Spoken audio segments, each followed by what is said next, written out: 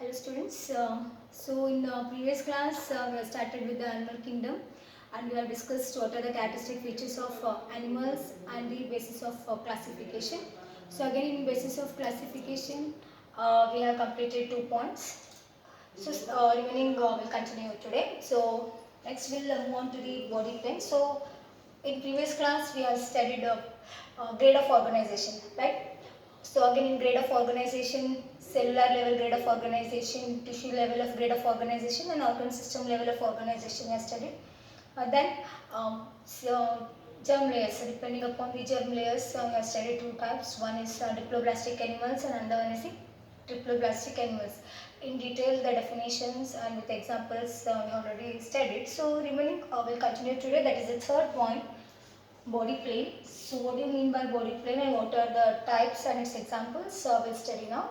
So body plane, it is nothing but the arrangements of various parts in the animals. Arrangements of various parts in the animals is known as the body plane. Fine. So again here in the body plane we have got 3 types. One is cell aggregate body plane. Second one is blind sac body plane and third one is the tube within a tube plane. Okay. So what is the third characteristic feature? That is the body plane. Depending upon its body structure, we have got 3 types. One is the cell aggregate plane, blind sac body plane and tube within a tube plane. Fine. So we'll study one by one. First comes the cell aggregate plane. So again here in this step what happens? The cells are aggregated together. Fine. Means body consists of the aggregations of cells to perform the specific function without any much coordination. Means we will not find any development of tissues and organs in such plane. Means generally it is seen in the primitive animals and will not find any development of tissues and organs. So the complete body function it is done by the cells. So we consider it as a cell aggregate plane. Fine. So what is cell aggregate plane? The body consists of cluster of cells.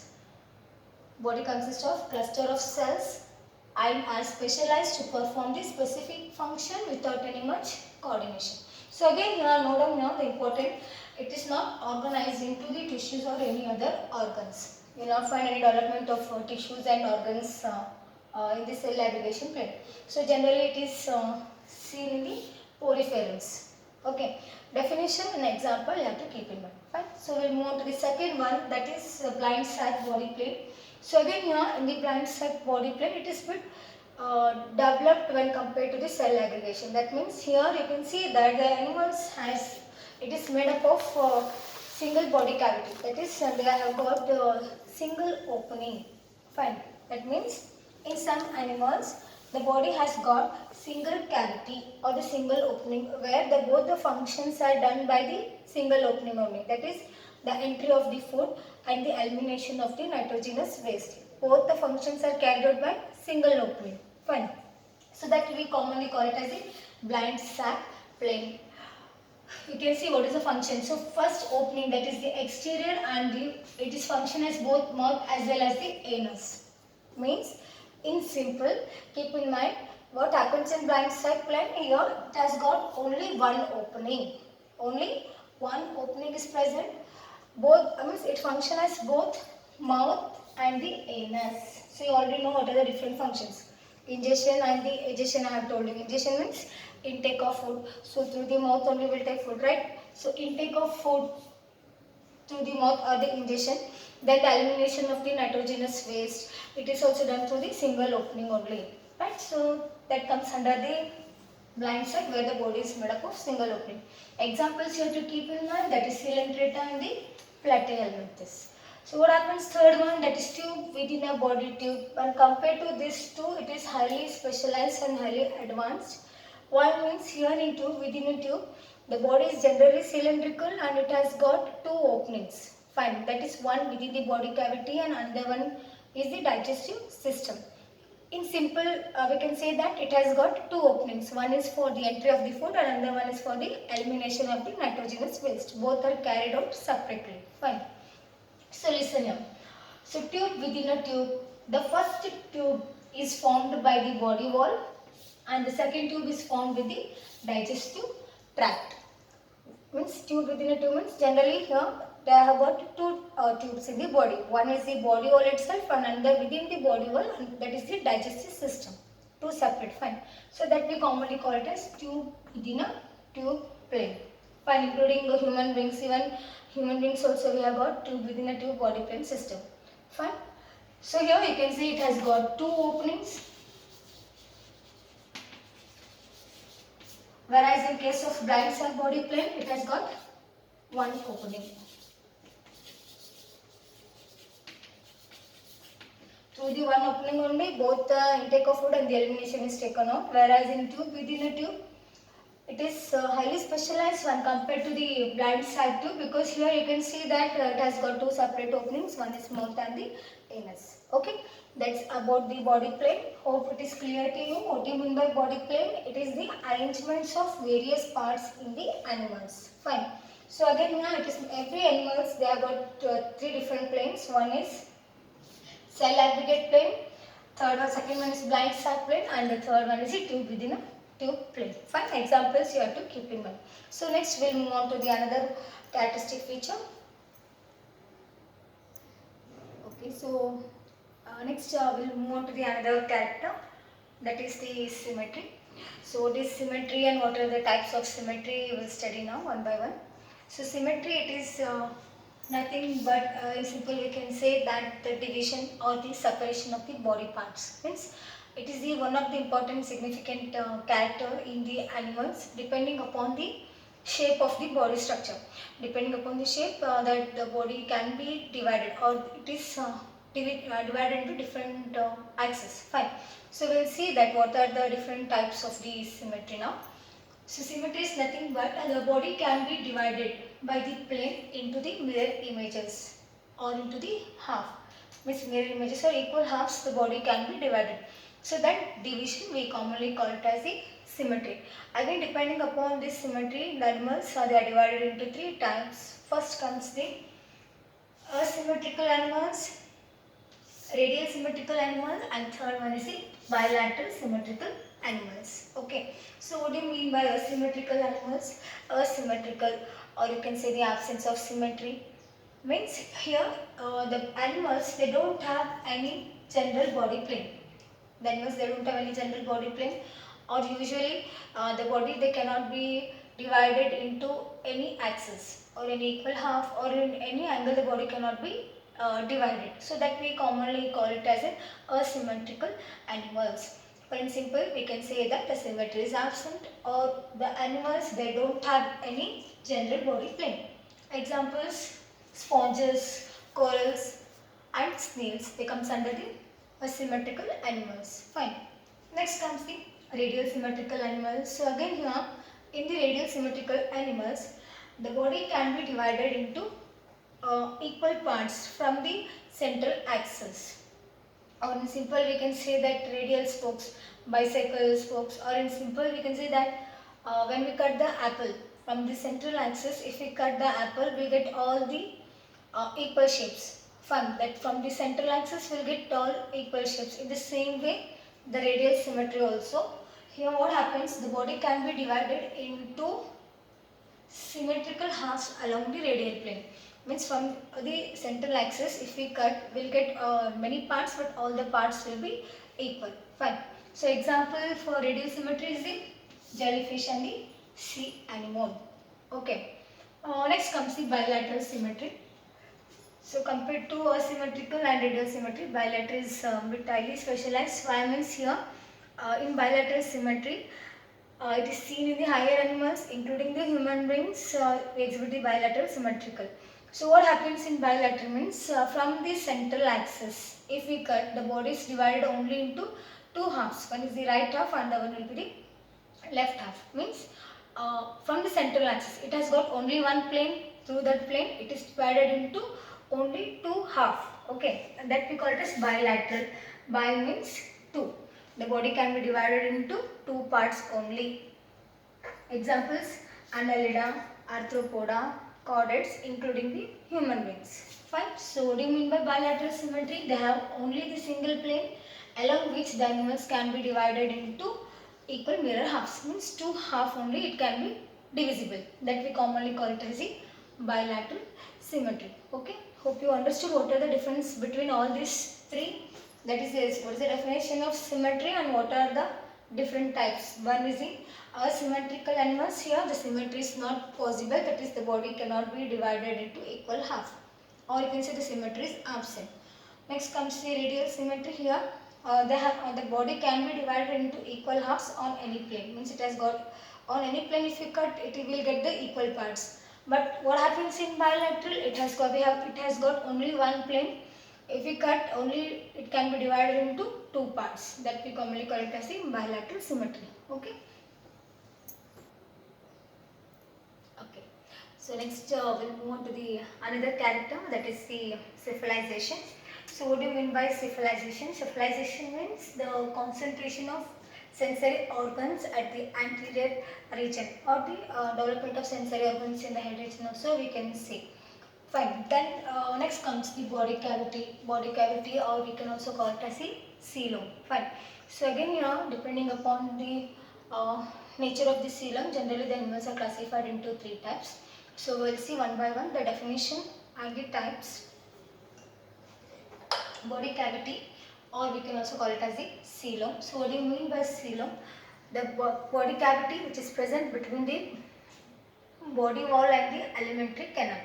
Between the body wall and the alimentary canal, it is filled with the cavity that we commonly call it as the coelom. What do you mean by coelom? The cavity which is present between the body wall and the alimentary canal is known as coelom. So again here depending upon the nature of the coelom, there are three types of animals. One is acoelomate animals, pseudocoelomate animals, and third comes the eucoelomate animals. Okay. So what is acoelomate animals? Acoelomate or absence of coelom also we can say. So here no body cavity is present between the body wall and the alimentary canal, or coelom is absent in the acoelomate animals. What is acoelomate? Definition and examples you have to know. Acoelomate means no body cavity is present between the body wall and the alimentary canal. Example, platyhelminthes. So all the platyhelminthes, they are acoelomate animals. Next comes the pseudocoelomate. Pseudo means false. Pseudo means false. So what happens here? The body cavity is present between the body wall and the alimentary canal, but it is not lined by the mesoderm. It is not lined. The cavity is not lined by the mesoderm. Fine. So we commonly call it as pseudocoelomates or false coelom animals. Means the cavity will be present, but it is not lined by the mesoderm. Example, Ascihelminthes. So all the Ascihelminthes, they are the pseudocoelomate animals. Means here the body cavity is present between the body wall and the alimentary canal, but it is not lined by the mesoderm. Fine. Third comes the pseudocoelomate animals. So again here, eucoelomate animals. Eucoelomate means true coelom. Eu means true coelom. So here the body cavity is present between the body wall and the alimentary canal. Eucoelomate also we can see, or coelomate animals.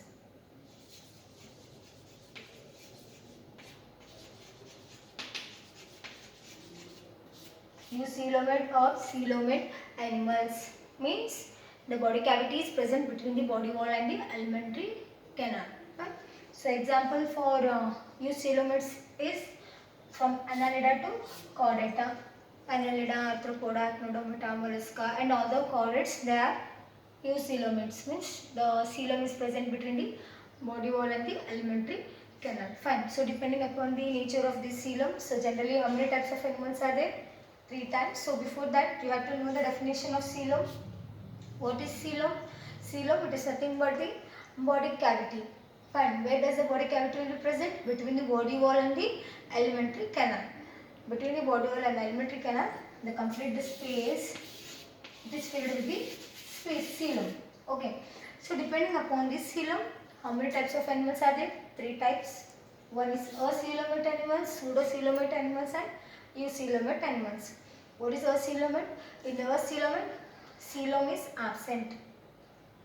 Coelom will be absent, means the body cavity will be not lined by the coelom. There is no body cavity will be seen in the acoelomate animals. Example comes the Platyhelminthes. Next, pseudocoelomate. So again here in pseudocoelomate, the false coelom will be present. Fine. Example is Ischelminthes. Next, eucoelomate, or you can also call it as the coelomate or the two coelom animals, means the body cavity will be present between the body wall and the alimentary canal. Fine. So example, annulus to chordata, including the human beings. Okay. So next point is the segmentation. So segments are very much familiar with this term. It is generally seen in the earthworm. We have seen the earthworm, right? So again here the surface of the earthworm, it has got the line-like structures. Imagine that it is the earthworm. Okay, on its surface it has got ring-like structures like this. Fine. These rings we commonly call it as the segments. Fine. Or simple, we can say that the segments are nothing but the repetition of some organs, either it may be the internally or the externally. The repetition of the organs or the series of rings which are arranged on the surface of the body. We commonly call it as the segmentation. Fine. So example you keep in mind in annelid, that is the annelid, nowadays the annelids earthworm. Earthworm generally the body they have got segments. Fine. Or we can also call it as metamerically segmented animals. Segmentation of the metamerically segmented animals. Okay. Okay. So far we have discussed what are the basis of classification of the animal kingdom.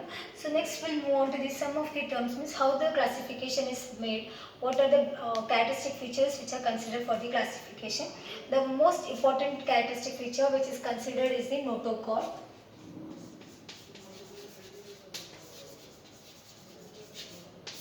So you already know that what is notochord and what are the types of notochord. We have already studied here in the class. Notochord is nothing but it is a rod-like structure which is mesodermal in origin, which is generally developed during the embryonic development. Okay, the rod-like structure.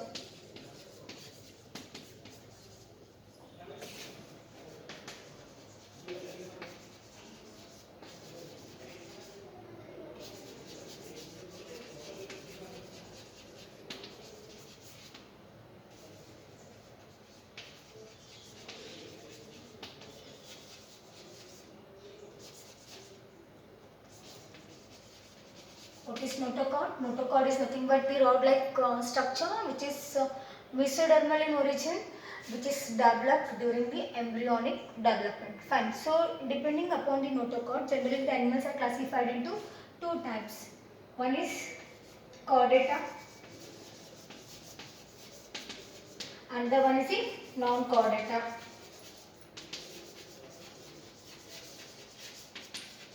Chordata and non-chordata. So what do you mean by chordata? The animals which are having the notochord. The animals which are having notochord.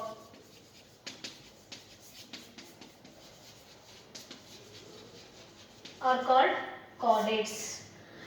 The animals which are having the notochord or the rod-like structure, we commonly call it as the chordates. So what about non-chordates? Here, non-chordates, they don't have notochord. Notochord is absent.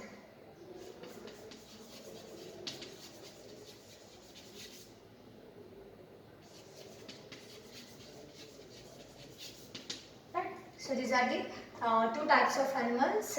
Where depending upon the notochord, the animals are classified into two types. One is the notochord, one is chordata, and the one is the non-chordata. Chordata means the notochord is present. The animals which are having the notochord, they are commonly called as chordata, and the animals which don't have notochord, they are called as non-chordates. Right? Apart from this, some of the physiological parts also you have to remember. When you start the general classification of animals, you have to know the definition. That is the digestive system. So you already know what is digestion.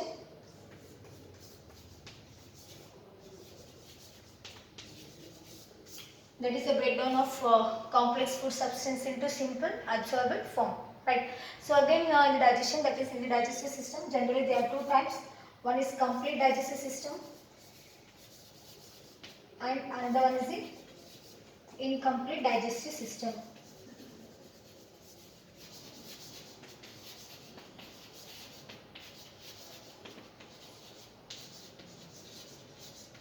Complete digestive system and incomplete digestive system. So complete digestive system. Complete digestive system means here the animals, they have got two openings. Complete means they will be having two openings. One is mouth and another one is the anus. Both the functions are carried out separately. That is the intake of food and the elimination of nitrogenous waste. Both are carried out separately by the two separate openings. And these openings, that is the presence of two openings, we commonly consider it as a complete digestive system. Right, all the higher animals including human beings, so they have got the complete digestive system. Fine. So what about incomplete digestive system? So again here incomplete digestive system, it is generally seen in the primitive animals and it has got only one opening, single opening. Means both the functions are carried out by the single opening only, that is the intake of food and the elimination of the nitrogenous waste, both are done by the single opening. So that's two different types of digestive system. One is the complete digestive system, another one is the incomplete digestive system. Then depending upon the notochord, there are two types of animals. One is the chordates and another one is the non-chordates. Then another one point you have to remember, that is the circulatory system. So again you know circulation. What do you mean by circulation? That is the pumping of blood from heart to different parts of the body. Right? So again here in the circulatory system,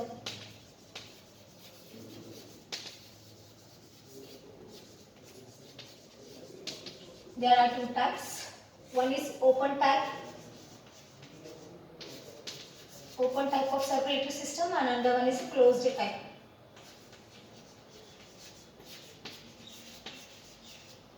Open type of circulatory system and the closed type of circulatory system. So what do you mean by open and closed? Here keep in mind, in the open type of circulatory system, they don't have any blood vessels. Fine, circulatory system is immediately which organ you will remember, that is the heart. So again when you remember heart means you have to remember all the parts of the heart like blood vessels, arteries, veins, blood capillaries, all the blood vessels will be there, no, right? Those blood vessels will be absent in this open type. Means generally through the body fluid only the blood will be circulated to the all the parts. Right. So that we commonly call it as open type of circulatory system. So what about closed type? So again here in the closed type of circulatory system, they have got definite blood vessels, arteries, veins, all the blood vessels will be present and the blood will be circulated through the blood vessels only.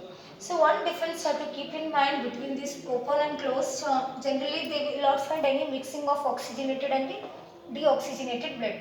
Means there is a chance of mixing both the blood in the open type of circulatory system. Whereas in closed types, both are carried out separately, that is the oxygenated blood and the deoxygenated blood. There is no mixing of both the bloods. So that's just a general, just you have to keep in mind. So depending upon the blood vessels in the circulatory system, there are two types. One is open type of circulatory system and another one is the closed type of the circulatory system. Right? So far we have discussed what are the characteristic features which are considered for the classification of the animals. Right? So next we will move on to the classification of the animals.